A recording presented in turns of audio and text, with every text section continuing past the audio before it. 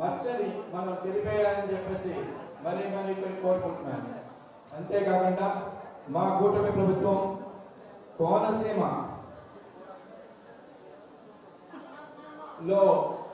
అంబేద్కర్ కోనసీమలో జన్మించిన డొక్కా సీతమ్మ గారిని మర్చిపోలేదు.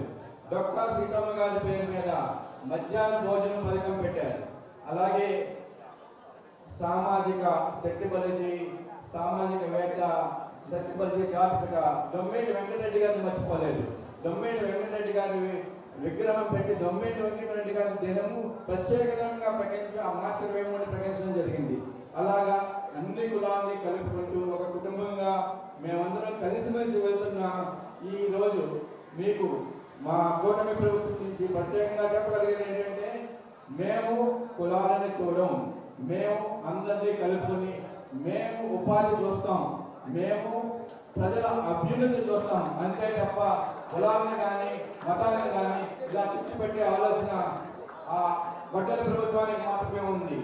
ఈరోజు నాకు ఈ సన్మానం చేయడానికి ప్రత్యేకంగా పిలిచిన పలన్రాజు గారికి ధన్యవాదాలు.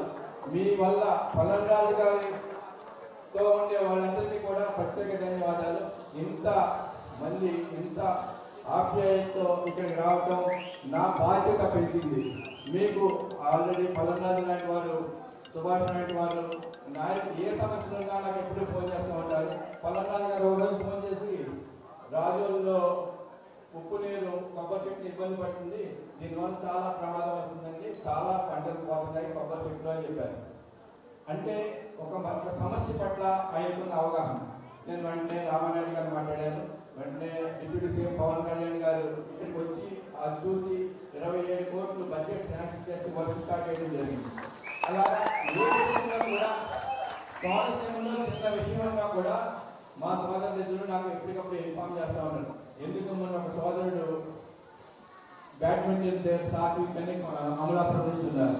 పవన్లాల్ తీసుకొచ్చి ఇతను చాలా బాగా ఆడుతున్నాడు, నేషనల్ ఆడాడు, ఇంటర్నేషనల్ ఆడాడు, ఇతను మనం ఇప్పుడు దాకా ఏమీ చేయలేదంటే అతను తీసుకొచ్చి నాకు అప్పటికి వెంటనే నేను గవర్నమెంట్ తీసుకొచ్చి గ్రూప్ 1 జాబ్ ఇవ్వడానికి ముందుకు తీసుకెళ్ళాను. అతనికి గ్రూప్ 1 జాబ్ అలాగే కోనసీమలో మీకు ఏ విధమైన చిన్న సమస్య వచ్చినా కూడా సుభాష్, పలన్రాజు, అలాగే ఎంతో అనుభవం ఉన్న ఆనందరావు గారు అమలాపురం, బండా సత్యనారాయణ గారు, వీళ్ళందరూ కూడా వీళ్ళ అనుభవం ఈ ఇద్దరు సోదరుల యొక్క దూకుడుతనంతో ముందుకు తీసుకెళ్లి కోనసీమని 2029లో తిరిగి మళ్ళీ మనం 100% స్ట్రైక్ రేట్తో గెలిపించుకోవాలని చెప్పి కోరుకుంటున్నాను.